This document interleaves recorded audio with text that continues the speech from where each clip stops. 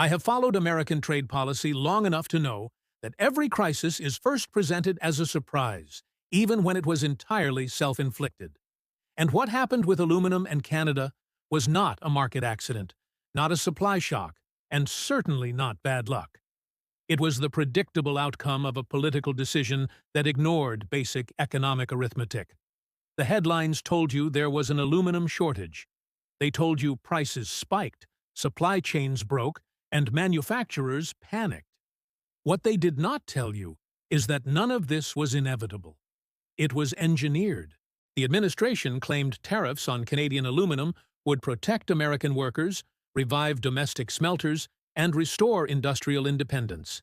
It was a story designed to feel strong, patriotic, decisive. But economic reality does not respond to slogans. It responds to numbers, and the numbers were brutal. The United States produces only a fraction of the aluminum it consumes. Roughly 90% of primary aluminum used by American manufacturers is imported. Canada is not a minor supplier. It is the backbone of the system. When you impose aggressive tariffs on your largest and most reliable source of supply, you are not defending industry. You are cutting off its oxygen. The assumption in Washington was simple and deeply flawed. Canada would have no choice but to accept the tariffs and keep selling. The belief was that access to the American market was so indispensable that Canada would absorb the costs quietly. This assumption revealed an outdated view of power. It imagined the global economy as static, frozen in an era when the United States was the only market that mattered. That world no longer exists. Canada did not panic. It did not beg. It did what rational suppliers do when faced with political volatility. It pivoted. Canadian aluminum began flowing to Europe, where buyers were willing to sign long-term contracts without political drama. Within months, material that once crossed the northern border as a matter of routine was crossing the Atlantic instead. And suddenly, American manufacturers were competing against each other for a shrinking pool of available metal. Prices did not simply rise. They detonated. Manufacturers operating on thin margins were forced into emergency mode. Just-in-time supply chains collapsed. Orders were delayed. Investment plans were frozen. And the cruel irony became impossible to ignore. For every hypothetical job saved at a domestic smelter, dozens of jobs in downstream industries were placed at risk. Automakers, aerospace firms, construction companies, and beverage producers all consume vastly more aluminum than the United States produces. These sectors employ millions, and they were the ones paying the price. This exposed a fundamental misunderstanding at the heart of modern trade policy. Politicians tend to think trade relationships are fixed, that suppliers wait patiently for American demand to return. But capital is mobile. Commodities are global. When uncertainty enters a supply chain, suppliers adapt. They find new customers. They price in risk. And once that happens, costs do not return to previous levels. When the United States demonstrated that decades of trade stability could be overturned by political impulse, it sent a message to the entire market. Doing business with America now carries a risk premium. That premium does not appear in press releases. It appears quietly, embedded in contracts, shipping schedules, and pricing formulas. Even aluminum that remained available became more expensive, not just because of tariffs, but because suppliers could no longer trust the rules to remain stable. This is how hidden inflation works. A tariff may be 25% on paper, but the uncertainty layered on top pushes the real cost much higher. That cost is passed down incrementally until it reaches consumers. It shows up in the price of cars, appliances, construction materials, and everyday goods. Companies facing sudden cost increases have only three options: cut labor, cut investment, raise prices. In reality, they do all three. The deeper failure was not tactical, it was conceptual. The policy was built on nostalgia rather than reality. It imagined an economy of isolated national production in a world defined by integrated supply chains. Modern manufacturing crosses borders multiple times before a finished product reaches a consumer. Attempting to sever those links with blunt tools like broad tariffs is economic self-harm. To paper over the damage, strategic reserves were depleted. Stockpiles meant for genuine emergencies were drained to compensate for a crisis created by policy itself. That left the system more fragile, not stronger. If a real disruption arrives tomorrow, the buffer is gone. And this is only the beginning of the story. Because the aluminum shortage did not just expose a bad trade decision, it revealed who actually wins and who loses when economic policy is driven by politics instead of structure. Once you look past the rhetoric, the aluminum crisis reveals something far more uncomfortable than a simple policy failure. It reveals who actually benefited. Because in every economic disruption, wealth does not disappear. It moves. And in this case, it moved in a very specific direction. When tariffs drove up the price of imported aluminum, something predictable happened inside the United States. Domestic producers did not keep prices low out of patriotic loyalty. They raised their prices to just below the tariff-inflated import level. Economists have a name for this: a tariff umbrella. It allows domestic firms to charge more without becoming uncompetitive. And that price increase has nothing to do with productivity, innovation, or efficiency. It is pure political rent. This is the first myth that needs to be dismantled. Tariffs are often sold as revenue generators for the government. But in practice, much of the money never reaches the Treasury. It flows directly into the profit margins of protected producers. In the aluminum case, a tiny number of domestic smelters captured enormous windfall profits. Not because they expanded capacity, not because they modernized, but because policy artificially lifted the price floor. What did they do with those profits? They did not rush to build new smelters. They did not invest billions to close the production gap. They understood the reality better than the politicians selling the policy. They knew the protection was temporary, so they extracted value instead of committing capital. Dividends were paid. Shares were bought back. Balance sheets were fortified. The promised manufacturing renaissance never arrived. Meanwhile, the costs were dispersed across the real economy. Tens of thousands of downstream manufacturers absorbed higher input prices. These companies employ millions of Americans. They operate on thin margins. They do not have lobbying arms in Washington. When their costs spike, they cannot pass everything on to consumers without losing contracts. So they delay hiring. They freeze expansion. They cut overtime. Slowly, quietly, the damage spreads. This is how concentrated benefits and dispersed costs operate. A small group with focused incentives and political access secures policy advantages. The pain is spread thinly across millions of consumers and businesses, each bearing a small burden that never quite rises to the level of collective revolt. The system is not broken. It is working exactly as designed. The justification for this policy rested on national security. That claim deserves scrutiny. Canada was framed as a potential threat to strategic materials supply. This argument collapses under the slightest pressure. Canada is not a hostile power. It is America's closest ally. The two countries share defense infrastructure, intelligence cooperation, and integrated military supply chains. The idea that Canadian aluminum poses a security risk is not serious. It was a legal pretext. By invoking national security, the administration bypassed normal trade procedures and congressional oversight. Executive authority replaced debate, and in doing so, private economic interests were allowed to capture public policy under the banner of patriotism. While American manufacturers struggled, competitors abroad quietly benefited. European and Asian firms were buying the same aluminum at global prices. In some cases, they were buying the very Canadian aluminum that the United States had priced itself out of. This created an immediate cost advantage. If a German manufacturer pays 20% less for aluminum than a competitor in Ohio, the outcome is predetermined. Contracts flow overseas. Investment follows. This is how industrial decline actually happens. Not through dramatic factory closures, but through incremental erosion. A new plant is built abroad instead of at home. A multinational shifts sourcing away from its American division. Capital seeks environments where rules are predictable. The loss is gradual, but cumulative. The damage extends beyond prices and production. It corrodes trust. Businesses plan based on the assumption that contracts will be honored and rules will remain stable. When government policy becomes erratic, every firm is forced to become a geopolitical analyst. Managers must hedge against political risk instead of focusing on productivity. Inventory buffers grow.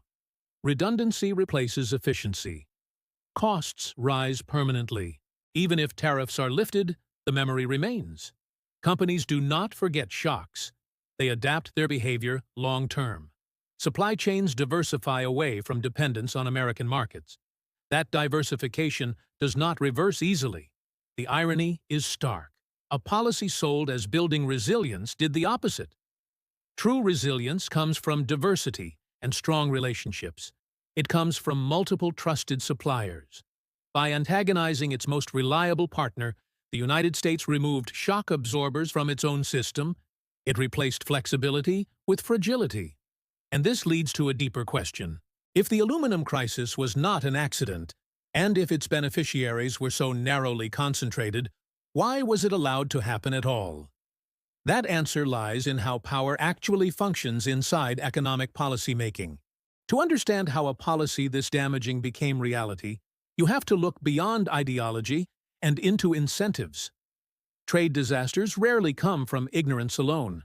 They come from alignment. A small group stands to gain enormously, while the costs are scattered so widely that resistance never fully forms.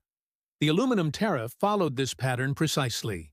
The domestic aluminum industry is small, concentrated, and politically sophisticated. A handful of firms dominate production. They know exactly what they want, exactly how much it is worth, and exactly how to get it. They hire the best lobbyists. They speak with one voice. For them, tariffs were not a policy preference. They were an existential financial opportunity. On the other side were tens of thousands of downstream manufacturers and millions of consumers.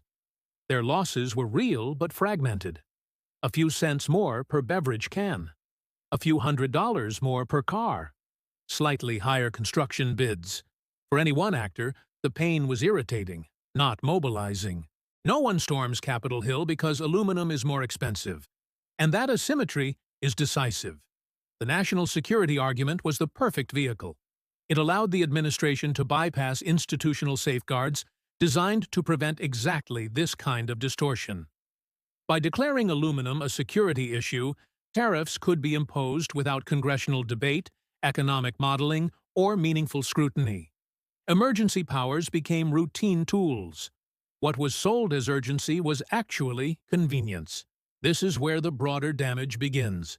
When economic policy is made through executive shortcuts, institutions weaken. Congress becomes sidelined. Regulatory checks erode. The definition of national security expands until it loses meaning. And once that precedent is set, it does not stay confined to one sector. While Washington was focused inward, competitors were adjusting outward. European manufacturers benefited immediately. Asian producers quietly strengthened their supply positions. The United States effectively subsidized foreign industrial competitiveness by inflating its own input costs. This is not theoretical. It shows up in bidding wars, in plant location decisions, in capital allocation models.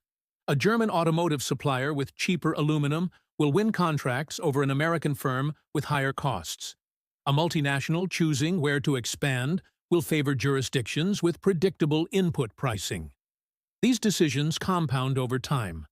The effect is not sudden collapse, but gradual hollowing out. What makes this particularly destructive is that it undermines exactly the industries the policy claimed to defend. High-value manufacturing depends on scale, reliability, and cost discipline. When those are disrupted, companies shift investment elsewhere. Jobs do not vanish overnight. They simply stop being created. There is also a psychological dimension that is often overlooked. Business confidence is not built on patriotism. It is built on expectations. When firms see rules rewritten abruptly, they respond defensively. Capital becomes cautious. Expansion slows. Innovation budgets shrink. Risk tolerance disappears. Even domestic aluminum producers understood this dynamic. They knew the tariff protection was artificial. They knew it would not last, and so they acted rationally. They harvested profits instead of reinvesting. Building new smelters requires billions in capital and decades of stability. No one commits to that when policy is volatile. The result was stagnation behind a tariff wall. This is how protectionism fails in practice. It preserves existing structures without creating new capacity. It rewards incumbents while penalizing users. And it diverts resources away from innovation toward lobbying. The broader lesson is uncomfortable, but unavoidable. Economic power does not come from coercion. It comes from being indispensable. The United States once occupied that position because its market was large, stable, and governed by rules. When stability erodes, indispensability follows. Allies do not announce when they begin to hedge. They simply reduce exposure. Suppliers diversify. Contracts shift. Dependencies weaken quietly. And by the time policymakers notice, leverage has already diminished. The aluminum crisis was not a one-off mistake. It was a signal, a demonstration of how quickly policy choices can reshape economic gravity. And it raised a final, more dangerous question. If this is how the system behaves under political pressure, what happens when the next shock arrives? The most dangerous consequences of the aluminum crisis are not the ones that made headlines. They are the costs that became permanent. Because while tariffs can be lifted with a signature, the behavioral changes they trigger do not disappear on command. Once trust is broken, it does not snap back. Companies remember shocks. They redesign systems to avoid vulnerability. Supply chains that were once optimized for efficiency are rebuilt for resilience. That sounds responsible, but resilience is expensive. Redundancy replaces specialization. Inventories grow. Capital is tied up. The entire system becomes heavier, slower, and less competitive. Even if every aluminum tariff vanished tomorrow, American manufacturers would not return to business as usual. They would continue diversifying suppliers. They would avoid over-reliance on any single trade relationship, especially one subject to political volatility. That means higher baseline costs forever. The damage is embedded. This is where the concept of resilience was misunderstood. True resilience comes from strong, trusted relationships and diversified access. It does not come from isolation. By antagonizing its most reliable supplier, the United States removed flexibility from its own economy. It turned a network into a bottleneck. The policy also revealed a deeper structural weakness. American industrial strategy has become reactive rather than generative. Instead of investing in modern capacity, advanced materials, and process innovation, policy focused on restricting competition. That approach does not create strength. It preserves inefficiency. If the goal was genuine industrial renewal, the path was obvious. Invest in next-generation smelting technology. Support workforce development. Coordinate with allies to secure stable supply chains. None of that happened. Tariffs were cheaper politically. They created the appearance of action without the discipline of planning. The long-term winners are already visible. Foreign manufacturers operating under stable trade regimes gained a cost advantage. Countries that positioned themselves as reliable partners absorbed investment that might have flowed to the United States. Canada, ironically, emerged more diversified and less dependent. Europe and Asia strengthened their industrial ecosystems. The long-term losers are less visible but more numerous. Small and mid-sized American manufacturers absorbed higher costs they could not fully pass on. Communities dependent on manufacturing faced slower growth. Consumers paid more for goods without ever being told why. And then there is the institutional damage. Emergency powers normalized. National security stretched beyond credibility. Precedents established that will be reused. Each time that happens, the guardrails weaken. Policy becomes more volatile. Markets price in political risk. This is how economic leadership erodes. Not through dramatic collapse, but through accumulated miscalculations, each one small enough to defend, each one rationalized. Together, they reshape incentives across the system. The aluminum crisis should have been a warning, not about trade deficits or foreign competition, but about the limits of coercion in a connected economy. Power is not the ability to impose costs. It is the ability to shape outcomes without needing to. The United States still has immense advantages: capital, talent, innovation, scale. But those advantages depend on credibility. When credibility erodes, leverage follows. What this episode demonstrated is that markets adapt faster than politics. Suppliers move, investors recalibrate, allies hedge. And once that adjustment begins, it does not reverse easily. This was not just a bad trade decision, it was a stress test, and the results were clear. We did not make America stronger. We made it more expensive, more fragile, and less trusted. That is the true cost of letting politics override economics.